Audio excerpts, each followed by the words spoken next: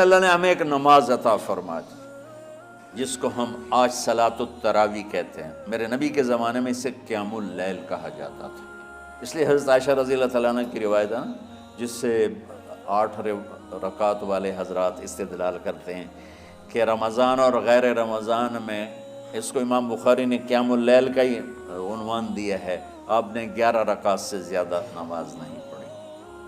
ایک ضعیف روایت میں ہے کہ آپ نے 3 دن پڑھائی نماز. یہ تو صحیح روایت ہے. کتنی رکعت پڑھائی؟ تو ایک ضعیف روایت میں ہے کہ 20 رکعت پڑھائی. اچھا، ضعیف روایت سے عبادت ثابت نہیں ہو سکتی حکم شرعی. تو جب حضرت عمر رضی اللہ تعالیٰ عنہ نے سب کو، اب میرے نبی کے دور میں 3 دن کے بعد آپ تو آئے نہیں کہ کہیں فرض نہ ہو جائے، تو صحابہ اپنے طور پر قرآن سنتے تھے ٹولیوں میں. صدیقی دور میں 2 سال وہ فتنوں میں گزرا، تو اس میں بھی اسی طرح چلا کہ ٹولیوں میں ہوتے تھے. حضرت عمر رضی اللہ عنہ کے زمانے میں حکومت مضبوط ہو گئی، طاقتور ہو گئے. تو ابتدائی سالوں میں نہیں، چند سالوں کے بعد اب مسجد میں تشریف لائے تو لوگ اس طرح کوئی 4 ادھر 4 ادھر 5 ادھر 10 ادھر 20 ادھر، کہنے لگے ان کو ایک امام پہ جمع کر دیا جائے تو کتنا اچھا ہوگا. تو آپ نے سب کو اکٹھا کیا اور ابی بن کعب رضی اللہ تعالیٰ عنہ کو امام بنایا اور سب کو ایک نماز پہ جمع کر کے 20 رکعت کا حکم عطا فرمایا. تو حضرت عمر کا یہ عمل اس حدیث کو مضبوط کر دیتا ہے کہ چونکہ میرے نبی نے کہا علیکم بسنتی و سنت الخلفاء الراشدین من بعدی، کہ میری اور میرے خلفاء راشدین کی سنت پر مضبوطی سے عمل کرنا. تو حضرت عمر کا جو 20 رکعت طے کرنا ہے، اگر ان کا اپنا اجتہاد ہے تو بھی ہمارے لیے عمل کے لیے کافی ہے، اور اگر ان کو یہ یاد ہے کہ میرے نبی نے 20 پڑھی تھیں تو اور زیادہ اچھی بات ہے.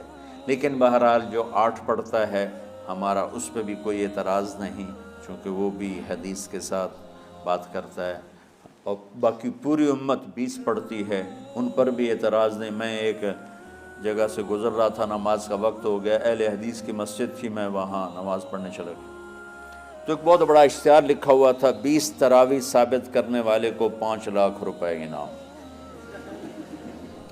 کہ 20 تراویح، سینکڑوں سال سے امت کا عمل 20 تراویح آ رہا ہے. تراویح کا نام جو پڑھا مجھے یوں لگتا ہے کہ اہل مکہ، یعنی اہل مکہ جو تھے نا، وہ 4 تراویح پڑھ کے ایک طواف کرتے تھے.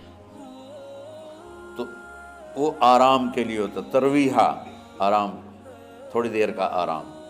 تو 4 تراویح کے بعد ایک طواف کرتے تھے. وہ چھوٹا سا طواف 10 منٹ میں ختم ہو جاتا تھا، اور پھر 4 تراویح پڑھتے تھے، پھر طواف کرتے تھے، پھر 4 پڑھتے تھے، پھر طواف کرتے تھے. یہ صحابہ کے تھوڑے بعد کے دور کی بات.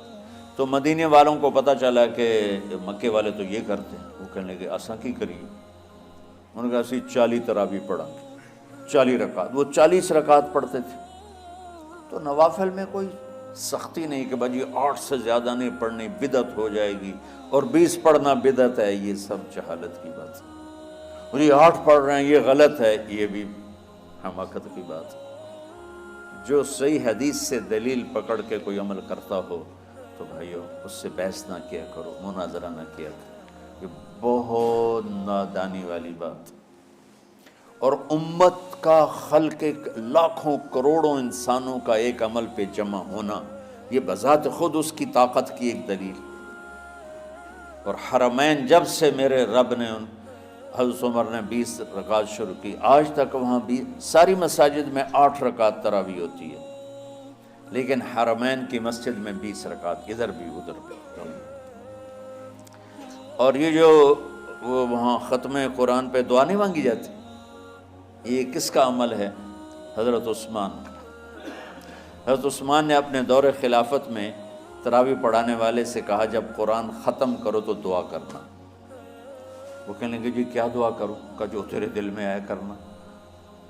تو ختم قرآن کی رات تراویح کی آخری رکعت میں من الجنت والناس کے بعد دعا کے لیے ہاتھ اٹھانا، یہ حضرت عثمان رضی اللہ تعالیٰ عنہ نے اس کو زندہ